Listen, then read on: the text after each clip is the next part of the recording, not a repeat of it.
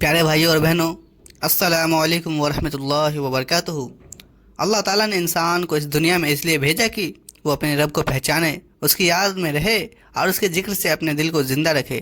لیکن افسوس، آج کے دور میں ہم میں سے زیادہ تر لوگ ذکر سے غافل ہو چکے ہیں۔ زبان پر شکایتیں ہیں، دل میں غفلت ہے اور ہاتھوں میں موبائل ہے۔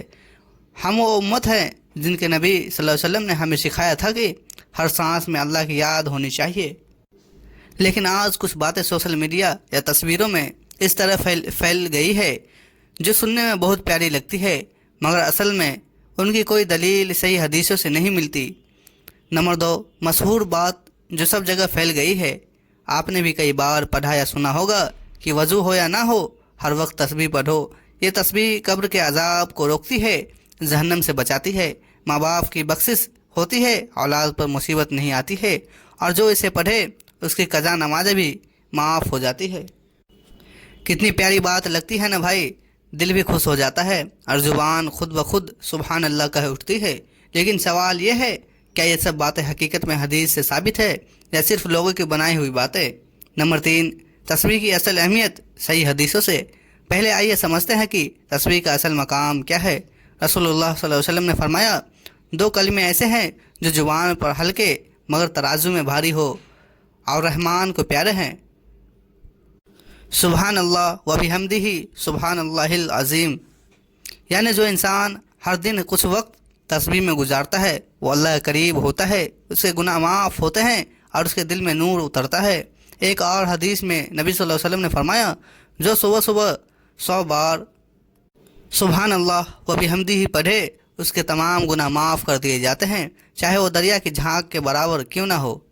سوچو بھائیو، ایک چھوٹا سا ذکر، 1 منٹ کا عمل اور بدلے میں پورے دن، پورے ہفتے، بلکہ پوری زندگی گناہ معاف۔ نمبر 4، وضو کے بنا تسبیح کیا جائز ہے؟ کئی لوگ پوچھتے ہیں، کیا بنا وضو کے تسبیح پڑھ سکتے ہیں؟ تو جواب بالکل صاف ہے، ہاں پڑھ سکتے ہیں۔ وضو صرف نماز اور قرآن کی تلاوت کے لیے ضروری ہے۔ ذکر، تسبیح، استغفار، درود، یہ سب بنا وضو کے بھی ہوتے ہیں۔ نبی صلی اللہ علیہ وسلم نے خود ذکر کرتے رہتے تھے، یہاں تک کہ ہر حالت میں، سفر میں، چلنے میں، اٹھنے بیٹھنے میں ان کی زبان پر اللہ کا نام ہوتا تھا۔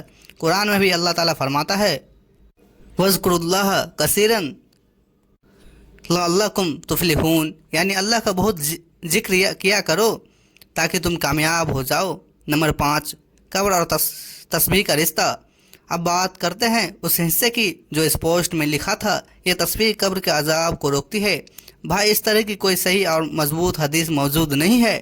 ہاں، یہ بات صحیح ہے کہ نیک عمل اور ذکر کا اثر قبر میں ضرور ہوتی ہے۔ قبر کے نور انہی کے لیے ہوتا ہے جو ذکر کرتے رہتے ہیں، لیکن تسبیح سے عذاب رک جاتا ہے۔ اس طرح کی بات کسی صحیح حدیث یا کتاب جیسے بخاری، مسلم، ترمذی میں نہیں ملتی۔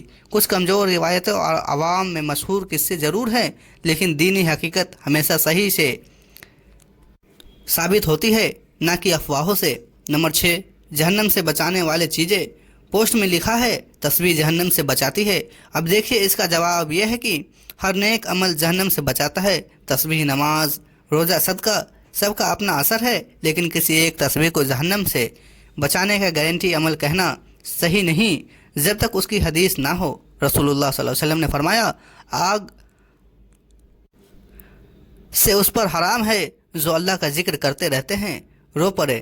یعنی اگر دل سے تسبیح ہو، آنکھوں میں نم ہو تو وہ عمل جہنم سے بچا سکتا ہے، لیکن صرف زبانی عادت نہیں بلکہ دل کی حاضری ضروری ہے۔ نمبر 7، ماں باپ کی بخشش اور اولاد کا اثر۔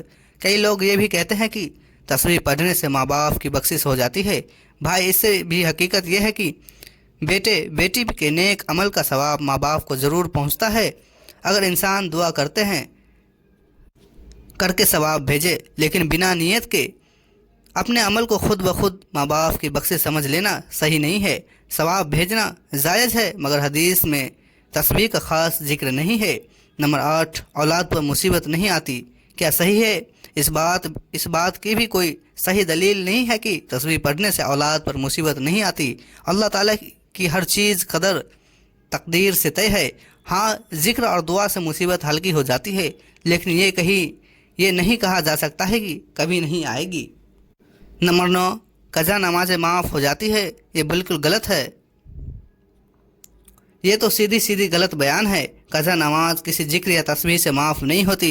فرض عبادت کو چھوڑ دینا بڑا گناہ ہے اور اسے ادا کرنا ہی پڑے گا۔ اللہ تعالیٰ رحم کرنے والا ہے، لیکن فرض کی جگہ کسی اور عمل سے بدل نہیں کیا جا سکتا۔ نمبر 10، اصلی فائدہ تسبیح کا۔ بھائی، تسبیح کا اصلی فائدہ یہ ہے کہ وہ دل کو سکون دیتا ہے، دل سے غم نکالتا ہے اور انسان کے دل کو اللہ کی یاد سے زندہ رکھتا ہے۔ رسول اللہ صلی اللہ علیہ وسلم نے فرمایا، جو اپنے رب کا ذکر کرتا ہے اور جو نہیں کرتا، ان کی مثال ایسے ہیں جیسے زندہ اور مردہ۔ یعنی جو اللہ کا ذکر کرتا ہے وہ روحانی طور پر زندہ انسان ہے، اور جو غافل ہے وہ زندہ ہوتے ہوئے بھی مرا ہوا ہے۔ نمبر 11، آخری پیغام۔ بھائیوں اور بہنوں، تسبیح ایک نور ہے، ایک راحت ہے، ایک چین ہے۔ ہر وقت ہر سانس میں اگر انسان سبحان اللہ، الحمدللہ، اللہ اکبر کہے تو اس کی زندگی میں برکت اترتی ہے۔ لیکن ہمیں سچائی کے ساتھ ذکر کرنا چاہیے، نہ کہ گڑھی ہوئی باتیں کو پھیلانا چاہیے۔ نبی صلی اللہ علیہ وسلم نے فرمایا، جو میرے نام سے جھوٹ بولے اس کا ٹھکانہ جہنم ہے۔ اس لیے بات چاہے کتنی بھی پیاری کیوں نہ لگے، پہلے اسے حدیث کی روشنی میں پرکھو، پھر دوسروں کو بتاؤ۔ آخر میں دعا، اے اللہ، ہمیں اپنے ذکر کی مٹھاس عطا فرما، ہمارے دلوں کو غافل نہ بنا، ہماری زبانیں تیرا نام لیتی رہے، ہمارے گناہ معاف کر اور ہمیں ان لوگوں میں شامل کر جن کی قبروں میں نور ہی نور ہوگا۔ آمین یا رب العالمین۔ تو ناظرین، ملتے ہیں کل اگلی ویڈیو کے ساتھ، تب تک کے لیے السلام علیکم ورحمۃ اللہ وبرکاتہ۔ خدا حافظ۔